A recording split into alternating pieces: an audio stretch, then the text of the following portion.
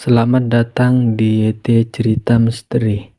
Di video kali ini, YT Cerita Misteri akan membahas asal-usul Gunung Arjuno yang terletak di perbatasan Kota Batu, Kabupaten Malang, dan Kabupaten Pasuruan, Jawa Timur, Indonesia.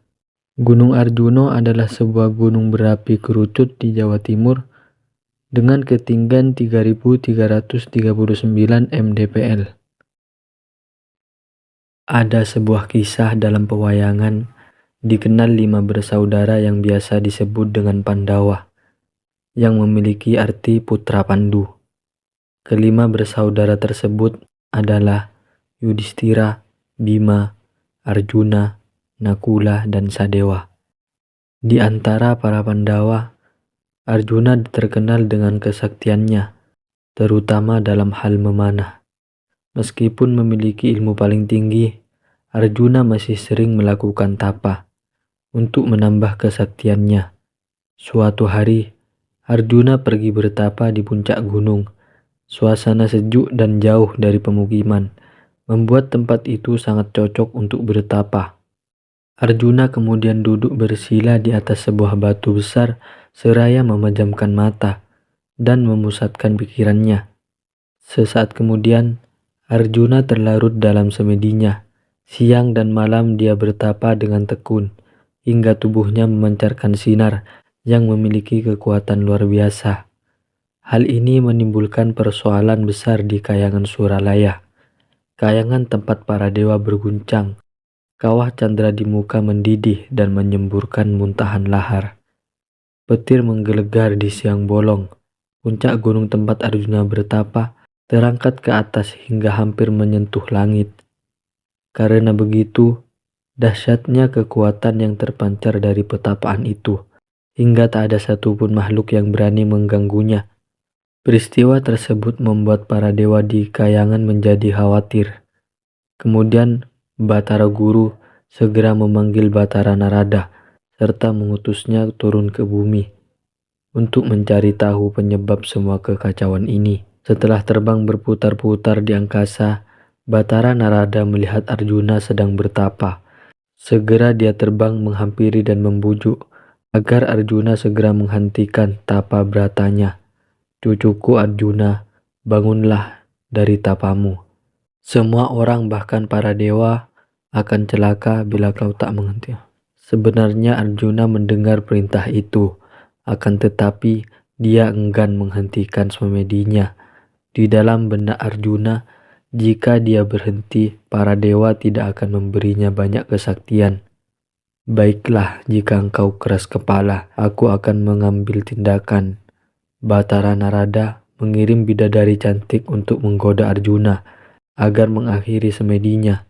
Para bidadari segera merayu Arjuna dengan berbagai cara. Ada yang merayu dengan suara lembut, ada yang menari-nari di depannya, serta ada pula yang mencubit dan menggelitikinya. Namun semua usaha tersebut tetap saja sia-sia. Tak hanya berhenti di situ, Batara Narada kemudian mengirim beberapa setan yang paling ganas untuk menghentikan pertapaan Arjuna. Akan tetapi sekali lagi hal itu juga sia-sia. Arjuna tetap khusyuk di dalam pertapaannya. Usaha terakhir yang dilakukan oleh Batara Narada adalah mengirimkan naga raksasa yang suka memakan orang-orang sakti. Sang naga pun segera menyerang Arjuna dengan sekuat tenaga. Namun serangan itu terhenti sebelum mengenai Arjuna, seolah dia memiliki pelindung yang tak kasat mata yang mengelilingi dan melindunginya. Bahkan semburan api sang naga terpental dan kembali mengenai dirinya sendiri. Akhirnya naga itu pun menyerah dan pergi meninggalkan Arjuna. Sekali lagi Batara Narada gagal menghentikan semedi sang putra ketiga Pandu itu. Dia kemudian kembali menemui Batara Guru. "Narada, sepertinya kamu gagal menjalankan tugasmu." "Benar Batara Guru, maafkan saya. Namun sepertinya kita masih punya kesempatan untuk menghentikan Arjuna. Katakan, bagaimana kesempatan yang kamu maksudkan?" "Tidak ada jalan lain. Kita harus meminta bantuan pengasuh Arjuna, yaitu Batara Semar. Baiklah, kali ini kamu harus berhasil. Batara Narada pun pergi menemui Batara Semar. Selamat datang Batara Narada. Hal mendesak apa yang membuat pengurus kayangan sampai turun ke bumi? Ucap Batara Semar. Batara Semar, kedatanganku untuk meminta bantuanmu tentang anak asuhmu yang bernama Arjuna. Ucap Batara Narada. Ada apa dengannya? Apa yang dilakukannya? Batara Narada kemudian menceritakan semua perbuatan Arjuna. Dia juga menceritakan telah melakukan berbagai cara untuk menghentikan petapaan Arjuna. Namun semuanya sia-sia. Kamulah satu-satunya harapan para dewa di kayangan yang bisa membujuk Arjuna agar segera mengakhiri pertapaannya. Baiklah, kalau begitu, aku akan berusaha menyadarkannya, ucap Batara Semar.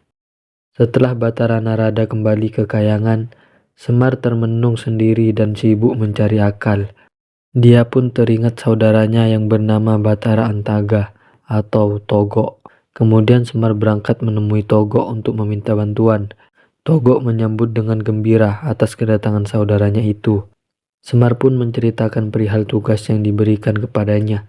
Jika para dewa saja gagal menghentikan Arjuna, bagaimana dengan kita? Ucap Batara Antaga. Sudah, ikut saja denganku, ucap Batara Semar. Setibanya gunung tempat Arjuna bertapa, keduanya sempat terkejut melihat gunung itu sudah menjulang tinggi. Mereka kemudian berpencar, masing-masing menempati sisi gunung itu. Lalu mereka bersemedi untuk menghimpun kesaktian.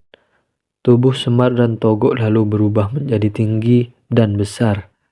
Tingginya melampaui puncak gunung itu. Lalu mereka mengeruk bagian bawah puncak dan memotongnya. Mereka melemparkan puncak gunung itu ke tempat lain.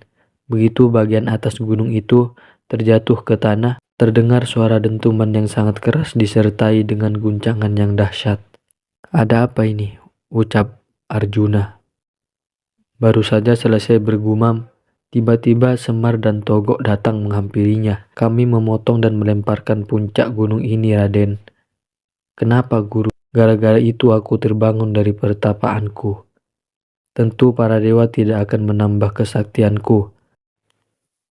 Justru pertapaan itu telah membuat para dewa resah. Lagi pula, untuk apa lagi Raden meminta banyak kesaktian? Bukankah sudah cukup dengan kesaktian yang telah Raden miliki saat ini? Benar kata Batara Semar. Raden adalah seorang kesatria yang seharusnya memiliki sifat rendah hati. Apakah Raden tidak menyadari jika pertapaan Raden ini bisa mencelakakan? Banyak orang dan para dewa mendengar nasihat tersebut. Arjuna menjadi sadar dan mengakui semua kesalahannya. Ia juga tidak lupa berterima kasih kepada Batara Semar dan Batara Togok karena telah menyadarkannya. Setelah itu, mereka pun pergi meninggalkan gunung tersebut. Kayangan pun tidak lagi berguncang, dan alam kembali tenang seperti sedia kala. Sejak itulah gunung tempat Arjuna bertapa dinamakan Gunung Arjuna. Sementara itu, potongan gunung yang dilemparkan oleh Batara Semar dan Batara Togok dinamakan Gunung Wukir. Nah, itu tadi kisah asal-usul Gunung Arjuna. Terima kasih telah menonton video ini. Jika kalian menyukai cerita atau video ini, jangan lupa like, komen, dan subscribe. Sampai jumpa di video selanjutnya.